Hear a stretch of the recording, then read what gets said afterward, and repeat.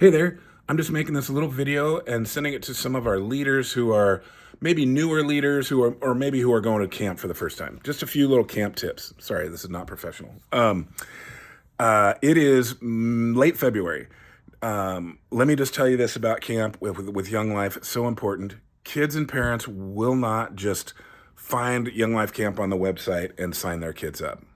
Rarely happens. Maybe one kid all summer does that out of 250 kids. Doesn't happen. Not a good strategy. Our strategy is relationships. We all have, as leaders, we have relationships with kids. Now, end of February is a great time to make a list, like literally make a list of here are the 8 or 10 kids that I feel like I know a little bit, or we have a little bit of a connection, or I could really see them. I would love for them to be at camp with me this summer. Literally write it down, put it in your phone, carry it with you, have it in a place where you can add notes or pray over that list of kids, but make a list. Maybe there's 15 kids on that list. That's okay. Probably aren't going to take 15 kids to camp, but by the time it gets down to it, maybe 5 or 6 can go. Maybe you only have 2 on that list. That's okay too. You might, with those kids, as you invite them, say to them, hey, who else would you love to have come join us? Maybe it's someone you as a leader don't yet know, but you'll get to know them. So make your list, pray over that list, and start pursuing those kids. And just start inviting. Again, we invite kids. We ask them to join us at camp. That's way different than saying, hey, you should just go to this great camp. But I want you to come with me and experience it together.